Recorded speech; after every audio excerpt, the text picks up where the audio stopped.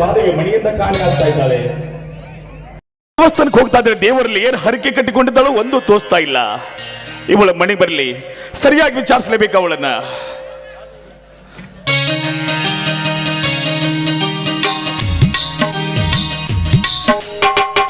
ಮತ್ತೆ ನಮ್ಮವರು ದೇವಸ್ಥಾನ ಕಡೆ ಹೋಗಿ ಬಂದಾಗೆ ಕಾಣ್ತಾ ಇದೆಯಲ್ಲ.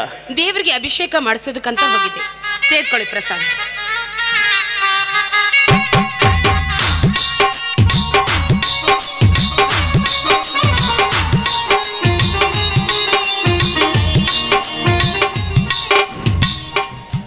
ಮಹಾದೇವಿ, ಮೊದಲು ಸೋಮವಾರ ಶುಕ್ರವಾರ ಅಷ್ಟೇ ದೇವಸ್ಥಾನಕ್ಕೆ ಹೋಗ್ತಾ ಇದ್ದೆ. ಹೀಗೇನೆ ಬೆಳಗ್ಗೆ ಎದ್ದ ತಕ್ಷಣ ಸ್ನಾನ ಮುಗಿಸ್ಕೊಂಡು ದೇವಸ್ಥಾನಕ್ಕೆ ಹೋಗ್ತಾ ಇದೆಯಲ್ಲ, ದೇವ್ರಲ್ಲಿ ಏನಾದ್ರೂ ಹರಕೆ ಕಟ್ಟಿಕೊಂಡಿದ್ಯಾ ಹೇಗೆ? ಹೌದ್ರಿ, ನಿಮ್ಮಂತ ಪುಣ್ಯವಂತ ನೀತಿವಂತ ಗಂಡನನ್ನ ಪಡೆದಿದ್ದು ನಾನು 7 ಜನ್ಮದ ಪುಣ್ಯ ಅಂತ ಭಾವಿಸಿದ್ದೀನಿ ರೀ. ಮದುವೆಯಾಗಿ 3 ವರ್ಷ ಕಳೆದ್ರು ನಮಗೊಂದು ಮಗು ಹುಟ್ಟಲಿಲ್ಲ. ಆದಷ್ಟು ಬೇಗ ನನಗೆ ಸಂತಾನ ಭಾಗ್ಯ ದೊರೆಯಲಿ ಅಂತ ದಿನನಿತ್ಯ ದೇವರಿಗೆ ಅಭಿಷೇಕ ಮಾಡಿಸ್ತಾ ಇದ್ದೀನಿ. ಆ ದೇವರು ನಮ್ಗೆ ಒಂದೇ ಒಂದು ಮಗುನ ದಯಪಾಲಿಸಿದ್ರು ಸಾಕು, ಈ ಜನ್ಮ ಸಾರ್ಥಕವಾಗುತ್ತೆ. ಮಾದೇವಿ, ಮಕ್ಕಳ ಸಲುವಾಗಿ ದೇವಸ್ಥಾನಕ್ಕೆ ಹರಕೆ ಕಟ್ಕೊಂಡು ಹೋಗ್ತಾ ಇದೀಯಾ ನೋಡು. ಮಕ್ಕಳನ್ನು ಹಡಿಬೇಕಾದ್ರೆ 7 ಜನ್ಮದಲ್ಲಿ ಪುಣ್ಯ ಮಾಡಿರಬೇಕು, ಅಂದಾಗ ಮಾತ್ರ ಮಕ್ಕಳ ಫಲ ಹುಟ್ಟುವುದು. ಮೇಲಾಗಿ ದೇವರಿಗೆ ಹೋಗೋದು ಹರಕೆ ಕಟ್ಟುವುದು ಯಾಕೋ ನನಗೆ ಸರಿ ಹೋಗ್ತಾ ಇಲ್ಲ. ಯಾಕಂದ್ರೆ ಮುಂದೆ ಕಲಿಗಾಲದಲ್ಲಿ ಹುಟ್ಟುವ ಮಕ್ಕಳು ಹೆತ್ತವರ ಮನೆತನಕ್ಕೆ ಮುತ್ತುಗಳಾಗಬಹುದು, ನವರತ್ನಗಳಾಗಬಹುದು. ಒಂದು ವೇಳೆ ಹುಟ್ಟಿದ ಮಕ್ಕಳಿಗೆ ಹೆತ್ತವರನ್ನ ಕತ್ತರಿಸುವ ಮಕ್ಕಳು ಹುಟ್ಟಬಹುದು. ದೇವರಿಗೆ ಬೇಡಿ ಪಡೆಯುವ ಮಕ್ಕಳು ನಮಗೆ ಬೇಡ. ದೇವರು ಕೊಡುವ ಭಾಗ್ಯವಿದ್ರೆ ತಾನಾಗೆ ಕೊಡ್ಲಿ. ದೇವರಿಗೆ ಹೋಗೋದು ಹರಕೆ ಕಟ್ಟುಗಳು ಯಾಕೋ ನನಗೆ ಸರಿ ಹೋಗ್ತಾ ಇಲ್ಲ. ಇವತ್ತೇ ಈ ಪದ್ಧತಿಯನ್ನು ನಿಲ್ಲಿಸ್ಬಿಡಿ ಮಾದೇವಿ. ಯಾಕ್ರೆ ನಿಮಗೆ ದೇವರ ಮೇಲೆ ಇಷ್ಟೊಂದು ಕೋಪ? ಅಂದ್ರೆ ನಾನು ದೇವರಿಗೆ ಮಾಡುವ ಪೂಜೆ ಪುನಸ್ಕಾರ ಅಭಿಷೇಕ ಎಲ್ಲ ವ್ಯರ್ಥವಾಗಬಹುದು ಅಂತ ನೀವು ಭಾವಿಸಿದ್ದೀರಾ? ಖಂಡಿತವಾಗಿಯೂ ಇಲ್ಲ. ಇಂದಿಲ್ಲ ನಾಳೆ ನಮಗೊಂದು ಮಗು ಹುಟ್ಟೋದು ಖಂಡಿತ. ಅವನೇ ಈ ಮನೆಯ ನಂದಾದೀಪ. ಅವನು ನಿಮ್ಮಂತೆ ದೊಡ್ಡ ಗುಣ ಹೊಂದಿ ದೊಡ್ಡ ಧಣಿಯಾಗಿ ಈ ಮನೆಗೆ ಕೀರ್ತಿ ತಂದೇ ತರ್ತಾನೆ. ನನ್ನ ಆಸೆ ಈಡೇರೋದ್ರಲ್ಲಿ ಯಾವ ಸಂದೇಹವೂ ಇಲ್ಲ. ಈ ಮಾದೇವಿ, ಆ ಭಗವಂತ ನಿನ್ನ ಆಸೆ ಕೈಗೂಡಿಸಬೇಕಲ್ಲ ಅಂತ ಮಾತು ಹೇಳಿದಷ್ಟೇ ಅಲ್ಲ. ದೇವಸ್ಥಾನಕ್ಕೆ ಹೋಗಿ ಆ ದೇವ್ರ ಪೂಜೆ ಮಾಡೋದನ್ನ ಬಿಟ್ಟು ಮನೆಯಲ್ಲಿರುವ ಈ ದೇವ್ರ ಪೂಜೆ ಮಾಡೋದು ಯಾವಾಗ ಅಂತ. ಗುಡಿಯಲ್ಲಿರುವ ಆ ದೇವರನ್ನ ಹೇಗೆ ಪೂಜಿಸಬೇಕು ಅಂತಾನೂ ಗೊತ್ತು, ಮತ್ತೆ ಮನೆಯಲ್ಲಿರುವ ಈ ನನ್ನ ಪತಿ ದೇವರನ್ನ ಹೇಗೆ ವಿಚಾರಿಸ್ಕೋಬೇಕು ಅಂತಾನು ತುಂಬಾ ಚೆನ್ನಾಗಿ. ಮತ್ತ್ಯಾಕೆ ತಡ?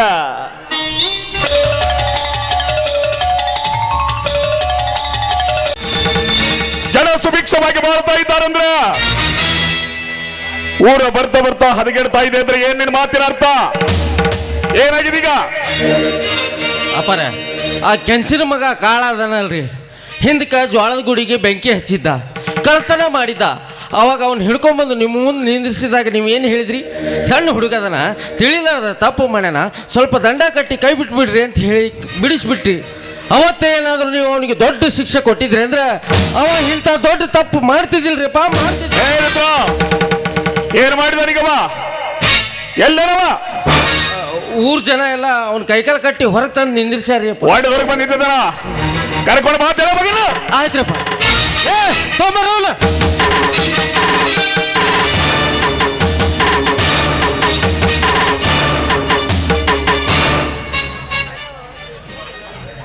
ರುದ್ರ, ಏನ್ ತಪ್ಪು ಮಾಡಿದಾನಿವ? ಅಪ್ಪರ, ಆ ಹನುಮೋ ಅದಾಳಲ್ರಿ, ಕೂಲಿ ಕೆಲಸ ಮಾಡ್ಕೊಂಡು ತಿಂತಾಳಲ್ರಿ ಪಾಪ. ಆಕಿ 12 ವರ್ಷದ ಕೂಸೈತ್ರಿ, ಹೆಣ್ಮಗಳು. ಆಕಿ ಅವ್ರ ಅವ್ಗೆ ಬುತ್ತಿ ಕೊಟ್ಟಾಕಂತೇಳಿ ಹೊಲಕ್ಕೆ ಹೋಗುವತ್ತಾಗ ನಡು ದಾರ್ಯಾಗ ಆಕಿ ಬಲಾತ್ಕಾರ ಮಾಡಕ್ ಪ್ರಯತ್ನ ಮಾಡೇನ್ರಿ. ಇಲ್ರಿಪ್ಪ, ನಾ ಏನ್ ತಪ್ಪಲ್ಲ. ಮಾತಾಡು. ಸುತ್ತು 40 ಹಳ್ಳಿಗಳ ಸಮಸ್ಯೆಗಳನ್ನು ಬಗೆಹರಿಸುವ ನ್ಯಾಯವಂತರ ಮನೆತನವಿದು. ಇಲ್ಲಿ ನಿಂತು ಅನ್ಯಾಯದ ಮಾತುಗಳನ್ನು ಆಡಿದ್ರೆ ನಾಲಿಗೆಯನ್ನು ಕತ್ತರಿಸಬೇಕಾಗುತ್ತದೆ. ಏನು ಮಾಡು ನಿಜ ಮಗು? ನಾ ಏನು ತಪ್ಪು ಮಾಡಿಲ್ರಿಪ್ಪ. ನಡಿ ನೋಡ್ರಿ, ಅಲ್ರಿ ಯಪ್ಪ, ಸುತ್ತು 40 ಹಳ್ಳಿಗೆ ನ್ಯಾಯ ನೀತಿ ಹೇಳುವ ಮನೆತನ ಇದು. ನಿಮ್ಮ ಅಜ್ಜ, ನಿಮ್ಮ ಮುತ್ತಜ್ಜ ಇವರೆಲ್ಲರೂ ನ್ಯಾಯಕ್ಕಾಗಿ ಪ್ರಾಣ ಕೊಡೋಕೆ ಯಾವಾಗಲೂ ಸಿದ್ಧವಾಗಿ ನಿಂತ ಮನೆತನ ಇದು. ಸುತ್ತು 40 ಹಳ್ಳಿ ಜನ ಈ ಮನೆ ಮುಂದೆ ಹಾದು ಹೋಗಬೇಕಾದ್ರೆ ಏನಾದರೂ ಒಂದು ಸಣ್ಣ ತಪ್ಪು ಮಾಡಿದ್ರು ಚಂಡ ತಳಗ ಮಾಡಿ ಈ ಮನೆ ದಾಟುವ ಮಟ ಚಂಡ ಮ್ಯಾಗ ಎತ್ತಂಗಿಲ್ರಿ. ಅಂತದು ಈ ಮನೆಯಾಗ ನಿಂತು ಹೆಂಗ ಸುಳ್ಳು ಮಾತಾಡಕತ್ತಾರ ನೋಡ್ರಿ ಅಪ್ಪ. ಏಗಳ ಏನು ಮಾಡಿ ನಿಜ ಮಗಳು? ನಾ ಏನು ತಪ್ಪು ಮಾಡಿಲ್ರಿಪ್ಪ. ನಾ ಏನೋ ತಪ್ಪು ಮಾಡಿದ್ರು ನಿಮ್ಮ ಹೊಟ್ಟೆ ಹುಟ್ಟಿದ ಮಗ ಅಂತ ತಿಳ್ಕೊಂಡು ದಯವಿಟ್ಟು ಕ್ಷಮಾ ಮಾಡಿಬಿಡ್ರಿಪ್ಪ.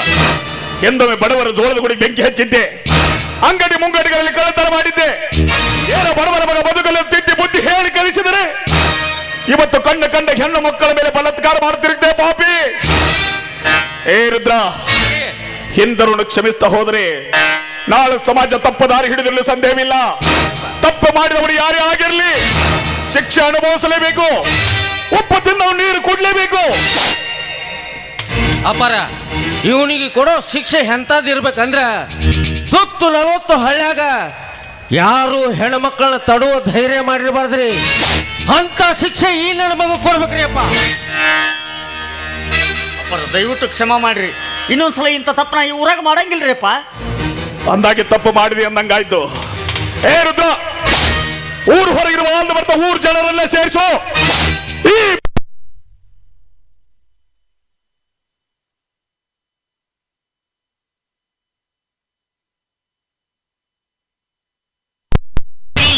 ನ್ಯಾಯಾಂಗದ ಕನ್ನಡಿಯದು ಕಡೆಗಣಿಸುವುದಿಲ್ಲ.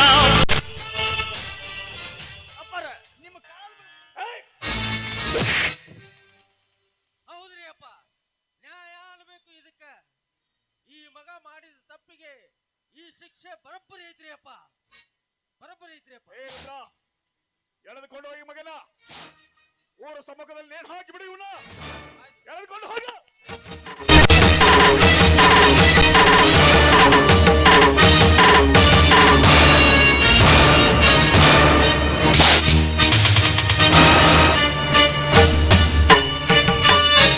ಬೆಟ್ಟಪ್ಪ ಸಾವುಕಾರ, ತಿಳಿದೋ ತಿಲ್ಲಾರ್ದ ಮಾಡಿದ ತಪ್ಪಿಗೆ ನನಗಿಂಥ ಶಿಕ್ಷೆ ಕೊಟ್ಟಿಯಲ್ಲ. ಒಂದ್ ವೇಳೆ ನಾನು ಮಾಡಿದ ಘಟನೆ ನಿನ್ನ ಮನೆಯೊಳಗೆ ನಡೆದಿದ್ದಾದ್ರ ನೀನ್ ಎಂಥ ಶಿಕ್ಷೆ ಕೊಡ್ತೀನಿ ಅಂತ ನಾನು ನೋಡ್ತೀನಿ. ಒಂದ್ ವೇಳೆ ನಾನು ನೋಡ್ದಿದ್ರು ಈ ನಿನ್ನ ನೀಯತ್ತೆ ನಾಯಿ ನಿನ್ನ ಆಳು ರುದ್ರ ಇವರ ನೋಡ್ತಾನ. ಇವತ್ ನನ್ನೇನು ಹಾಕಿದೆಲ್ಲ ನೀನು ಸಾಯ್ತೀನಿ. ನಾನು ಸತ್ರ ನನ್ನ ಆತ್ಮ ಈ ಮನೆ ಸುತ್ತ ತಿರುಗಿದ ಇರ್ತೈತಿ. ನೋಡ್ತೀನಿ ಬೆಟ್ಟಪ್ಪ ಸಾವುಕಾರ, ನೋಡ್ತೀನಿ. ನನ್ನ ಮನೆಯಲ್ಲಿ ನಾನು ಹಿಂದೊಂದು ಪ್ರಸಂಗ ನಡೆದಂತಾದ್ರ ನನ್ನ ರುಂಡವನ್ನು ನಾನು ಕತ್ತರಿಸಿಕೊಂಡು ಹೇಸವನಲ್ಲ ಈ ಬೆಟ್ಟಪ್ಪ. ನ್ಯಾಯವಂತರ ಮನೆ ತೀರ್ಪು ಬಂದರೆ ಏನಂತ ತಿಳಿದಿದೆಯೋ ನೀನು? ಹುಟ್ಟು ಸೂರ್ಯ ದಿಕ್ಕ ಬದಲಿಸಬಹುದು, ತಿರುಗು ಭೂಮಿ ಚಲ ನಿಂತು ಹೋಗಬಹುದು. ಆದ್ರೆ ಈ ಬೆಟ್ಟಪ್ಪ ಕೊಟ್ಟ ತೀರ್ಪು ಆಡಿದ ಮಾತ್ರ ಯಾವತ್ತ ವಿಷಯ ಆಗಲಿಕ್ಕಿಲ್ಲ. ಎಳೆದುಕೊಂಡು ಹೋಗಿ ಮಗನ. ಹುಟ್ಟೋ ಸೂರ್ಯ ದಿಕ್ಕು ಬದಲಿಸಲ್ಲ, ತಿರುಗೋ ಭೂಮಿ ನಿಂತು ಹೋಗಲ್ಲ. ಆದ್ರೆ ಬೆಟ್ಟಪ್ಪ ಸಾವುಕಾರ ಒಂದು ಮಾತು ಚಂದ ನೆನಪಿಟ್ಕೋ, ಆ ಸೂರ್ಯಗೂ ಗ್ರಹಣ ಹಿಡಿತೈತಿ. ಈ ಬೆಟ್ಟಪ್ಪನ ಆಸ್ಥಾನದಲ್ಲಿ ಹೊಟ್ಟೆಲಿ ಹುಟ್ಟಿದ ಮಗನಾದರೂ ಸರಿ, ಸಮಾಜದಲ್ಲಿ ಯಾವ ಪ್ರಜೆಯಾದರೂ ಸರಿ, ಎಲ್ಲರಿಗೆ ನ್ಯಾಯ ನೀತಿ ಧರ್ಮ ಅನ್ನೋದು ಒಂದೇ. ಯಾರಿದ್ರು ಕಳೆದುಕೊಂಡು ಹಾಗೆ ನೇರ ಹಾಕಿ ಬಿಡ ಮಗನ.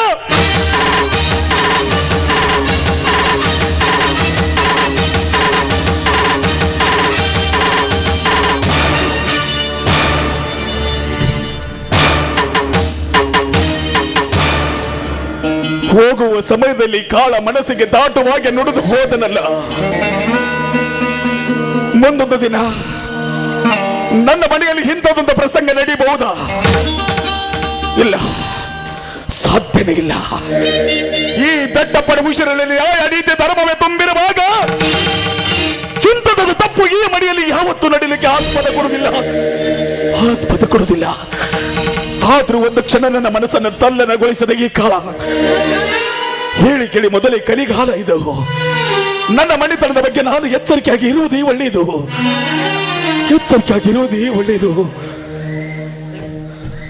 ಕೊಟ್ಟು ಬಂದಿರಪ್ಪ. ಬರದ್ರ, ಜಣಿ ಒಳ್ಳೆ ಕೆಲಸ ಮಾಡಿದೀಯಾ. ತಪ್ಪಿಗೆ ಶಿಕ್ಷೆ ಅನುಭವಿಸಲೇಬೇಕು ಅಂದಾಗೆ ಹೋಗ್ಲಿ ಬಿಡೋದು. ದೇವಸ್ಥಾನಕ್ಕೆ ಹೋಗಿ ಬಂದಿದ್ದೀನಿ ಅಂತ ಹೇಳ್ತಾ ಇದ್ದೀಯಾ? ಅಲ್ಲ, ಬರುವಾಗ ಏನಾದ್ರೂ ಪ್ರಸಾದ ತಂದಿದೀಯಾ ಅಥವಾ ಹಾಗೆ ಬಂದಿದೀಯಾ? ತಂದಿಲ್ರಿ ಅಪ್ಪ, ನಿಮ್ಗೆ ಕೊಡ್ಬೇಕಂದ್ರೆ ಈ ಗದ್ದಲೇ ಮರ್ತ ಬಿಟ್ಟು ನೋಡ್ರಿ. ತಂದಿಲ್ರಿ ಅಪ್ಪ, ತೋರಿಪ್ಪ. ಅಲ್ಲ, ದೇವಸ್ಥಾನಕ್ಕೆ ಹೋಗಿದ್ದೀನಿ ಅಂತ ಹೇಳ್ತಾ ಇದೀಯಾ? ಪ್ರಸಾದನ ಯಾವ್ದು ಎಡಗೈಲಿ ಕೊಡ್ತಾರೆ, ನಾವು ಬಲಗೈಲಿ ಕೊಡು. ಅದು ಅದು ಅಪ್ಪರ ಈ ಕೈನು ನಂದ ಹೌದಲ್ರಿ? ಅಲ್ಲ, ಎರಡೂ ನಿನ್ನೂ ಕೈನೇ ಇರಬಹುದು, ಆದ್ರೆ ಬಲಗೈ ಯಾಕೆ ಮುಚ್ಚಿಟ್ಟು ಕೊಡ್ತಿದ್ಯಾ ಅಂತ ಸಂಶಯ ನನಗೆ. ಏನಿಲ್ರಿಪ್ಪ. ಅಲ್ಲ, ಬಲಗೈಲಿ ಕೊಡು. ಏನಾಗಿದೆ ಅದಕ್ಕೆ? ಅಲ್ಲ, ಸ್ವಲ್ಪ ಪೆಟ್ಟು ಬಿದ್ದದ ಬಿಡ್ರಿ. ಪೆಟ್ಟು ಬಿದ್ದದೆ? ಏನಾಗಿದೆ ನೋಡು.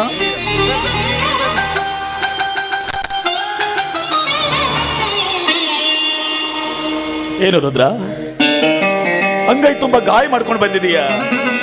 ಏನಾಗಿದೆ ಕೈಗೆ? ಅದು ಅಪ್ಪರ, ನಾನು ಗೊಡ್ಚಿ ಜಾತ್ರೆಗೆ ಹೋಗಿದ್ದೇನ್ರಪ್ಪ. ಅಲ್ಲಿ ಭಕ್ತಾದಿಗಳೆಲ್ಲ ಆ ತೇರಿನ ಮುಂದೆ ಕೈಯಾಗ ಕರ್ಪೂರ ಹಚ್ಚಿ ಬೆಳಗಾಕತ್ತಿದ್ರಿ ಅಪ್ಪ. ನಾನು ಹೋಗಿ ಕೇಳಿದೆ, ಇದನ್ನೇನು ಮಾಡಕತ್ತಿರೋ ಅಂಥೇಳಿ. ಅದಕ್ಕೆ ಅವ್ರು ಹೇಳಿದರು, ನೋಡು, ಕೈಯಾಗ ಕರ್ಪೂರ ಹಚ್ಚಿ ಈ ತೇರಿನ ಮುಂದೆ ಬೆಳಗಿ ನಿನ್ನ ಮನಸ್ಸಿನಾಗಿರೋ ಯಾವುದಾದ್ರೂ ಆಸೆನೇ ಬೇಡ್ಕೊಂಡೆ ಅಂದ್ರೆ ವರ್ಷ ತುಂಬುದ್ರೊಳಗಾಗಿ ಆ ನಿನ್ನ ಆಸೆ ಈಡೇರ್ತೈತಿ ಅಂತ ಹೇಳಿದರು. ಅದಕ್ಕೆ ನಂದೊಂದು ಆಸೆ ಐತ್ರಪ್ಪ, ಕೈಯಾಗ ಕರ್ಪೂರ ಹಚ್ಚಿ ಬೆಳಗಿ ಬಿಟ್ರಿಪ್ಪ. ಅಲ್ಲೋ, ಕೈಯಲ್ಲಿ ಕರ್ಪೂರ ಬೆಳಗುವಂತ ಅಂತ ದೇವರಲ್ಲಿ ಹರಕೆ ಏನು ಕಟ್ಟಿಕೊಂಡಿದೀಯಾ ಅಂತ? ಇತ್ರಿ ಧಣಿ, ಇತ್ರಿ ಧಣಿ, ನಿಮ್ಮ ಮದುವೆ ಆಗಿ ಇಷ್ಟು ವರ್ಷ ಆದರೂ ನಿಮಗೆ ಮಕ್ಕಳಾಗಿಲ್ಲ ಅನ್ನೋ ಕೊರಗು ನನ್ನ ಮನಸ್ಸಿನಾಗ ಕಾಡ್ತಿತ್ರಿ ಅಪ್ಪ. ಅದಕ್ಕೆ ಆ ಗೊಡ್ಚಿ ವೀರಭದ್ರ ದೇವರಿಗೆ ಬೇಡ್ಕೊಂಡ್ರಿ ಅಪ್ಪ, ನಮ್ಮ ಧಣ್ಯರಿಗೆ ಸಂತಾನ ಭಾಗ್ಯ ಕೊಡು, ಸುತ್ತು 40 ಹಳ್ಳಿಗೆ ನ್ಯಾಯ ನೀತಿ ಹೇಳುವಂತ ಒಬ್ಬ ಭೂಪತಿನ ಕರುಣಿಸು ಅಂತ ಬೇಡ್ಕೊಂಡು ಕರ್ಪೂರ ಬೆಳಗಿದ್ಲಪ್ಪ. ಎಂತ ಹುಚ್ಚನೋ ನೀನು! ನಮಗೆ ಮಕ್ಕಳಾಗಲಿ ಎಂದು ಕಂಡ ದೇವರಿಗೆ ಹೋಗಿಲ್ಲ, ಕೈಯಲ್ಲಿ ಕರ್ಪೂರಿಟ್ಟು ಬೆಳಗ್ಗೆ ಬರ್ತಾ ಇದೀಯಾ? ಏ ಮಾದೇವಿ, ರುದ್ರ ಏನು ಮಾಡ್ಕೊಂಡು ಬಂದಿದ್ದ ನೋಡು ಬರುವಾಗ. ಅಪ್ಪರ, ಈ ವಿಷಯ ಅವ್ರಿಗೆ ಹೇಳ್ಬೇಡ್ರಿ. ಅಲ್ಲೋ, ಕೈ ತುಂಬಾ ಗಾಯ ಆಗಿದೆ. ಹಾಗೆ ಮಾದೇವಿ, ಅರಿಶಿನ ಪುಡಿ ಎಣ್ಣೆ ತೆಗೆದುಕೊಂಡು ಬಾ ಬೇಗ.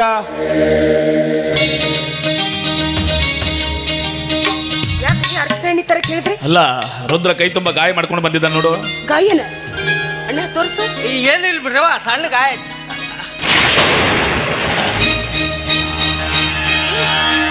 ಏನ್ರಿ ಇದೆಲ್ಲ? ರುದ್ರ 3 ವರ್ಷಗಳಾದ್ರೂ ಮಕ್ಕಳಿಲ್ಲ ಅಂತ ಹೇಳಿ ಆ ಗೊಡ್ಚಿ ಇರಬರ್ ದೇವ್ರಿಗೆ ಹೋಗಿ ಕೈಯಲ್ಲಿಟ್ಟು ಕರ್ಪೂರ ಬೆಳಗಿ ಬಂದಿದ್ದಾನೆ. ಅಣ್ಣ, ನಿನ್ನನ್ನ ಮಾನವನೆನ್ನಲು ಅಥವಾ ದೇವ ಮಾನವನೆನ್ನುವ ನನಗೊಂದೂ ತೋಚ್ತಾ ಇಲ್ಲ. ನಿನಗೂ ಮಕ್ಕಳಿಲ್ಲ, ಆದ್ರೆ ಸದಾ ಮತ್ತೊಬ್ಬರ ಹಿತವನ್ನೇ ಬಯಸುವ ನಿನಗೆ ಆದಷ್ಟು ಬೇಗ ಸಂತಾನ ಭಾಗ್ಯ ದೊರೀಲಿ ಅಂತ ನಾನು ಕೂಡ ಆ ದೇವರಲ್ಲಿ ಪ್ರಾರ್ಥಿಸ್ತೇನೆ. ಕೈ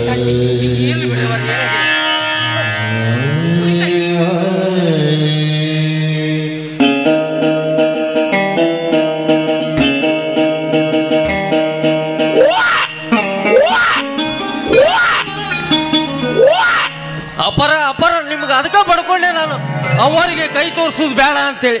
ನೋಡ್ರಿ, ಈ ಗಾಯ ನೋಡಿ ಹೇಸ್ಕೊಂಡು ವಾಂತಿ ಮಾಡ್ಕೋಕತ್ರು. ಉಪವಾಸ ವನವಾಸ ಏನಾರು ಮಾಡಿರ್ತಾಳೆ, ಹಾಳು ಮುಳು ತಿಂದಿರ್ತಾಳೆ, ಅದಕ್ಕೆ ಯಾಕೆ ತಲೆ ಕೆಡಿಸ್ಕೊತಿದೀಯಾ? ದಣ್ಯಾರ ಯಾವಾಗ ನೋಡಿದ್ರು ಹಿಂಗೆ ಹೇಳ್ತೀರಿ. ಹೋಗ್ರಿ, ಅವ್ರಿಗೆ ಏನಾಗೈತೆ ಅಂತ ಕೇಳಿ ಬರ್ರಿ, ಹೋಗ್ರಿ.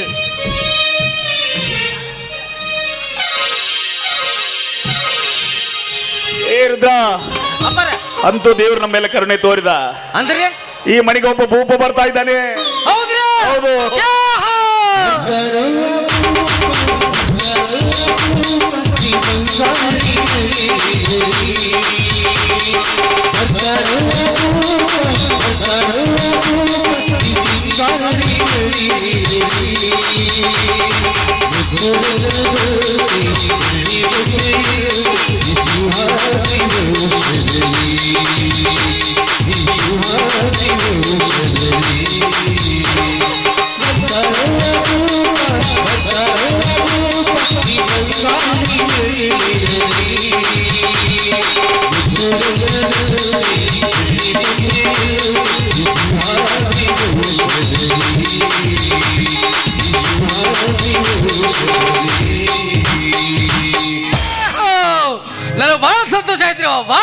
ಗೊತ್ತಾಯ್ತು. ಓ ಅವರ ಇನ್ನು ಮುಂದೆ ನೀವು ಏನು ಕೆಲಸ ಮಾಡಂಗಿಲ್ರಿ. ಏನು ಮಾಡೋಂಗಿಲ್ಲ. ಏನು ಮಾಡಂಗಿಲ್ಲ. ರೊಟ್ಟಿ ಮಾಡಂಗಿಲ್ಲ, ಪಲ್ಯ ಮಾಡಂಗಿಲ್ಲ, ಅನ್ನ ಮಾಡಂಗಿಲ್ಲ, ಸಾರು ಮಾಡಂಗಿಲ್ಲ, ಊಟ ಮಾಡಂಗಿಲ್ಲ, ಮಕ್ಕಳಂಗಿಲ್ಲ, ಏನು ಮಾಡಂಗಿಲ್ಲ. ಏನ್ ಹೇಳ್ತಾ ಇದೀಯ? ಏ ಇಲ್ಲ ಇಲ್ಲ, ಊಟ ಮಕ್ಕಳದ್ ಮಾಡ್ರಿ, ಆದ್ರೆ ಕೆಲಸ ಯಾವ್ದು ಮಾಡಕ್ ಹೋಗ್ಬೇಡ್ರಿ. ಯಾವ್ದು? ಒಟ್ಟ ಇಲ್ರಿ. ಅಪಾರ ಏನಾಯ್ತು? ಇನ್ನು ಮುಂದೆ ಅವ್ವಾರಿಗೆ ನೀವು ಯಾವ ಕೆಲಸನೂ ಹೇಳಂಗಿಲ್ರಿ. ಅವ್ವಾರು ಏನೇನು ಕೆಲಸ ಮಾಡ್ತಿದ್ರು ಎಲ್ಲ ನಾನ ಮಾಡ್ತೀನಿ. ಅಲ್ಲ ಏನ್ ಮಾತಾಡ್ತೀನಿ? ಅಲ್ಲ ನಿಮ್ಮ ಅವ್ವಾರ ಮಾಡೋ ಕೆಲಸ ನೀನ್ ಹೇಗೆ ಮಾಡ್ತೀಯೋ? ಕೆಲವು ಕೆಲಸ ನೀನ್ ಮಾಡು, ಇನ್ನು ಕೆಲವು ಕೆಲಸ ನಾನೇ ಮಾಡ್ಬೇಕಾಗತ್ತೆ. ಹೌದಲ್ಲ, ಕೆಲವೊಂದು ಕೆಲಸ ನಾ ಮಾಡ್ಲಾರ್ದಂತ ಹೋದವು. ಆ ಕೆಲ್ಸಗಳು ನೀವು ಮಾಡ್ರಿ, ಹುಡುಕಿದ್ ನಾ ಮಾಡ್ತೀನಿ. ನಂದಿರ್ಲಪ್ಪ ಸುದ್ದಿ. ಊರಲ್ಲಿ ಹೊಸ ಸುದ್ದಿ ನಿಂದೇನು?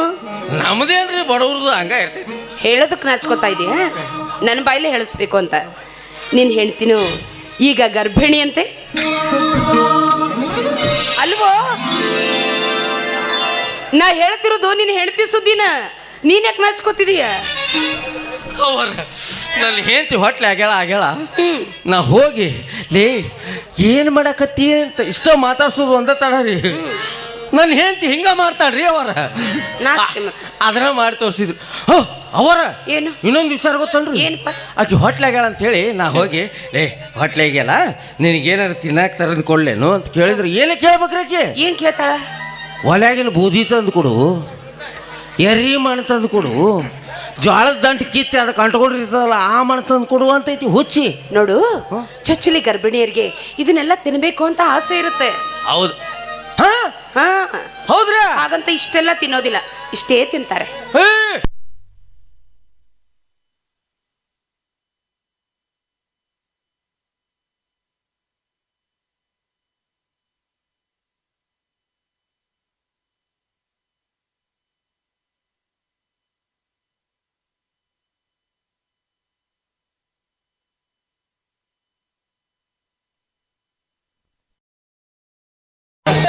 ನಮ್ಮ ಸಣ್ಣ ದನ ಹೆಂಗಿರ್ಬೇಕು ಗೊತ್ತಲ್ರಿ? ಹೆಂಗಿರ್ಬೇಕು? ನಮ್ಮ ದೊಡ್ಡ ದನಗಿಂತ ಬೆಳ್ಳಗಿರ್ಬೇಕು. ನಮ್ಮ ದೊಡ್ಡ ದನ ದೊಡ್ಡ ಮೀಸ್ ಇರ್ಬೇಕು. ಆಯ್ತಪ್ಪ, ನಿಮ್ ದಣ್ಯರ ಗತಿನೇ ಹೆತ್ಕೊಡ್ತೀನಿ. ಆಯ್ತಿಲ್ಲ? ರುದ್ರ, ಒಂದ್ ಕೆಲಸ ಮಾಡು, ನಿನಗೂ ಗಂಡು ಹುಟ್ಟಂಟ್ಲೆ ಸೀದಾ ನಮ್ಮನಿಗೆ ಕರ್ಕೊಂಡ್ ಬಂದ್ಬಿಡು. ಏನಿಲ್ಲ, ಅವನಿಗೆ ಹುಟ್ಟೋದು ಹೆಣ್ಣೆ. ಹೆಣ್ಣು ಹುಡ್ತದ್ದೆ? ಹೌದು. ಅಲ್ಲ, ರುದ್ರ ಗಂಡೆ ಹುಟ್ಟುದು? ಇಲ್ಲ ರೀ, ಹೆಣ್ಣೆ ಹುಟ್ಟೋದು. ಗಂಡು ಹುಡ್ತದೆ, ಹೆಣ್ಣು. ಅವರ ಅಪರ ಯಾಕೆ ಹೊಡೆದಾಡಕತ್ತೀರಿ? ಒಟ್ಟ ನಿಮ್ಗೇನ್ ಬೇಕು? ಹೆಣ್ಣು. ಹೌದು. ನಿಮಗ ಗಂಡ. ಹೋಗಿ ನನ್ನ ಹೆಂಡತಿಗೆ ಹೇಳ್ಬಿಡ್ತೀನಿ. ಏನಂತ? ಅವ್ವಾರು ಅಪ್ಪರ ಜಗಳಾಡಕತ್ತಾರ, ಒಮ್ಮೆ ಅವಳಿ ಜೋಳಿ ಹರಿದು ಬಿಡಲಿ ಅಂತ. ಅಷ್ಟ್ ಮಾಡಿದ್ರಂದ್ರೆ ತೀರಾ ಚಲೋ. ಮಾಡ್ತೀರಿ? ಅಲ್ಲ ಏನಿಲ್ಲ, ಗಂಡ್ರೆ ಹುಟ್ಲಿ ಹೆಣ್ರಿ ಹುಟ್ಲಿ ಸೀದಾ ನಮ್ಮನಿ ಕರ್ಕೊಂಡ್ ಬಂದ್ಬಿಡು. ನಿನ್ನ ಮಗನಿಗೆ ಚಿನ್ನದ ಸರ ಮಾಡಿಸಿ ಹಾಕ್ತೇನೆ. ಗಂಡು ಹುಟ್ಟಿದ್ರೆ ಚಿನ್ನದ ಸರ, ಹೆಣ್ಣು ಹುಟ್ಟಿದ್ರೆ ಬೇಡ ಅಂತೀರ? ನೋಡಪ್ಪ, ನಿನಗೆ ಹೆಣ್ಣು ಹುಟ್ಟಿದ್ರೆ ಅವಳು ಸೀದಾ ಮನೆ ಕರ್ಕೊಂಡ್ ಬಾ, ನಾನು ಅವಳಿಗೆ ಚಿನ್ನದ ಪದಕ ಹಾಕಿ ಕಳಿಸ್ತೇನೆ. ನೋಡು, ನಿನ್ನ ಹೆಂಡತಿ ಚೊಚ್ಚಲ ಗರ್ಭಿಣಿ ಇದ್ದಾಳೆ, ಅವಳಿಗೆ 108 ಆಸೆಗಳಿರುತ್ತೆ. ಅದನ್ನೆಲ್ಲ ನೀನೇ ಜೊತೆಗಿದ್ದು ಪೂರೈಸಬೇಕು. ದುಡ್ಡಿನ ವಿಚಾರವಾಗಿ ನೀನೇನು ಚಿಂತೆ ಮಾಡಬೇಡ. ನನ್ನ ಹತ್ರ ಬಾ, ನಾನು ಕೊಟ್ಟು ಕಳಿಸ್ತೇನೆ. ಆಯ್ತಪ್ಪ, ಬಿಸಿ ಬಿಸಿ ಅಡಿಗೆ ಮಾಡಿಟ್ಟಿದ್ದೀನಿ, ಊಟ ಮಾಡು. ಅವರ ನಾ ಇಡೀ ದಿನ ಊಟ ಮಾಡಂಗಿಲ್ರಿ ಇವತ್ತ. ಯಾಕಪ್ಪ? ನಿಮ್ಗೆ ಸುದ್ದಿ ಗೊತ್ತಿಲ್ಲ? ಏನದು? ಅಪ್ಪರಿಗೆ ಸಂತಾನ ಭಾಗ್ಯ ಆದ್ರ ಇಡೀ ಊರಾಗಿರೋ ಎಲ್ಲಾ ದೇವ್ರಿಗೂ ತುಪ್ಪದ ಅಭಿಷೇಕ ಮಾಡಿಸ್ತೀನಿ ಅಂತ ಬೇಡ್ಕೊಂಡೇನ್ರ. ಈಗ ಸುದ್ದಿ ಕೊಟ್ರಿ ನೀವು? ಈಗ ಎಲ್ಲಾ ದೇವ್ರಿಗೆ ಪಾಳೆ ಹಚ್ಚಿ ತುಪ್ಪದ ಅಭಿಷೇಕ ಮಾಡಿಸಿ ಆಮೇಲೆ ಸಂಜೆ ಮುಂದೆ ಊಟ ಮಾಡವ್ರಿ. ಅಲ್ಲ, ನಾನು ಮಾತಾಡ್ತೀನಿ. ಇಲ್ರಿ, ಅದನ್ನೆಲ್ಲ ಮಾಡೋ ಮಟ್ಟ ಊಟನ ಮಾಡಂಗಿಲ್ಲ. ಅವೆಲ್ಲ ಭಾಳ ಕೆಲಸ. ನಾ ಬರ್ತೀನಿ.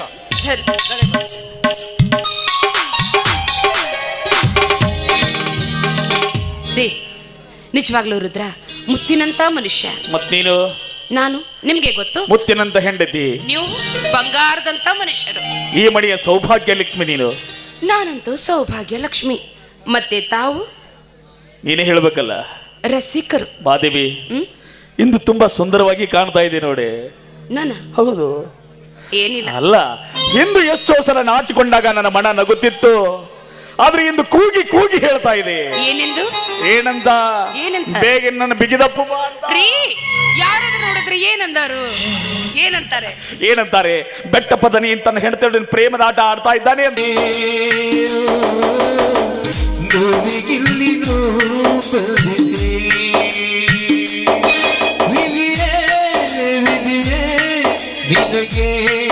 ಇದು ಸರಿ,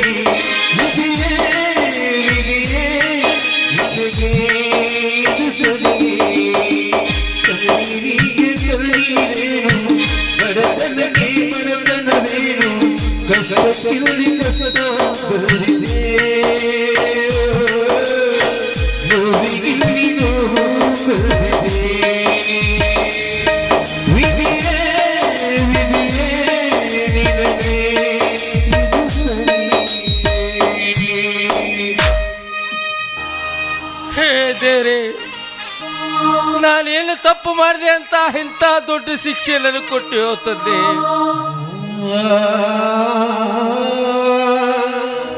ಒಬ್ಬಂಟಿಯಾಗಿ ದಳೆಯರ ಸೇವೆ ಮಾಡ್ಕೊತ ಹಾಯಾಗಿದ್ದೆ.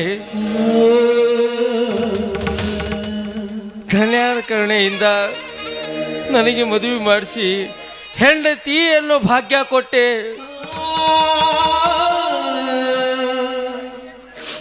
ಇಂದು ಈ ಮಗುವನ್ನು ಕೊಟ್ಟು ನನ್ನ ಹೆಂಡತಿನ ಕಸ್ಕೊಂಡ್ಬಿಟ್ಟೆಲ್ಲೋ ತಂದೆ. ಹೇ, ಕಸ್ಕೊಳ್ಳೋದ ಖರೆ ಆಗಿದ್ರ ಕೊಟ್ಟ್ಯಾಕ ಕಸ್ಕೊಂಡ್ಯಾಕೋ.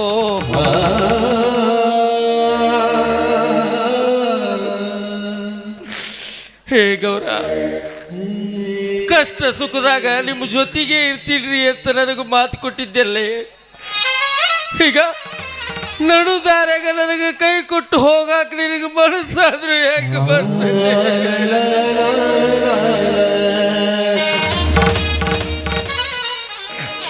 ನಾನು ನಿನ್ನ ಜೊತೆಗೆ ಬರಬೇಕು ಅಂದ್ರ ಈ ಮಗುನ ಕೊಟ್ಟು ನನ್ನ ಕೈ ಕಟ್ಟಿ ಬಿಟ್ಟಿಲ್ಲೇ.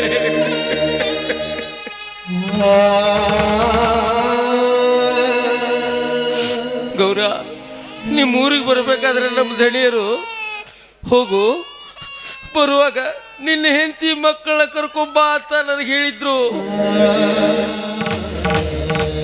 ಈಗ ನನ್ನ ದಣಿ ನಿನ್ನ ಹೆಂಡತಿ ಎಲ್ಲಿ ಅಂತ ಕೇಳಿದ್ರ ನಾನು ಏನಂತ ಉತ್ತರ ಹಾಕೊಳ್ಳಿ ಗೌರ?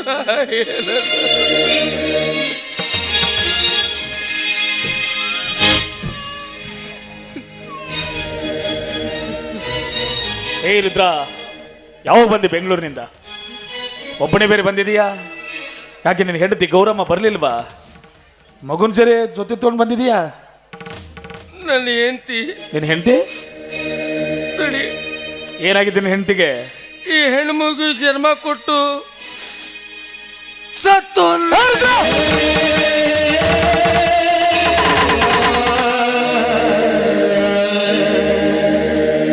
ಏನು ಹೇಳ್ತಾ ಇದೆಯೋ?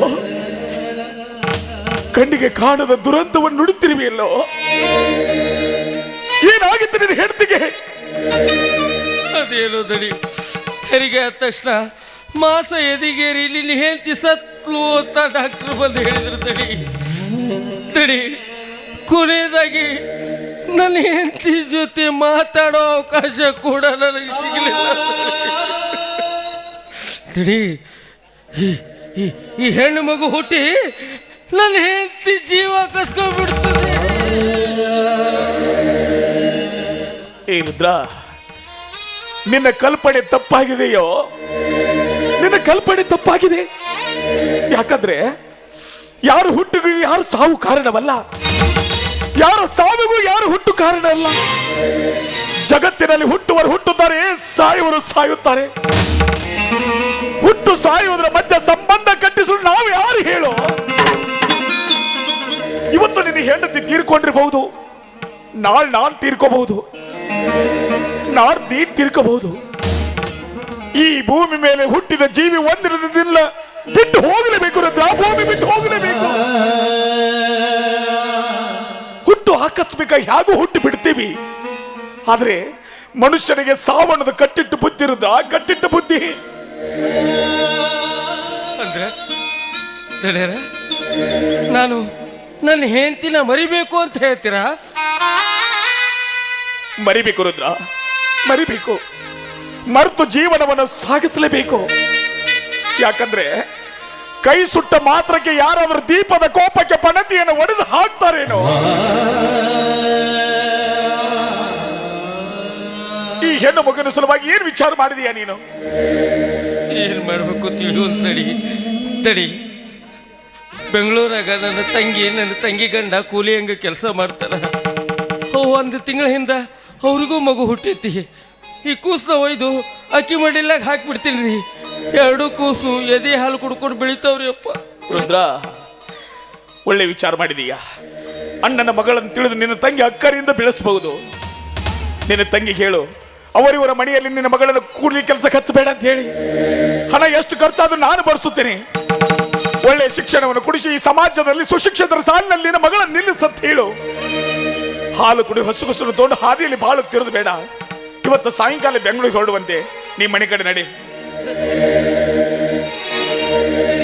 ಜೀವನಿನಮ್ಮ ಪ್ರಾಣನಿನಮ್ಮ ನಾನು ಇರದೆ ನಿನ್ನ ಕಾವಲಿಗಮ್ಮ ತಾಯಿಲ್ಲದ ತೊಟ್ಟಬಲಿ ಅಲ್ಲರಿ ಅಪ್ಪನ ಕಣ್ಣಲಿ ಅಮ್ಮನ ಕಾನುನಿ ಕುರುಡಿಗೆ ಸಕ್ಕರೆ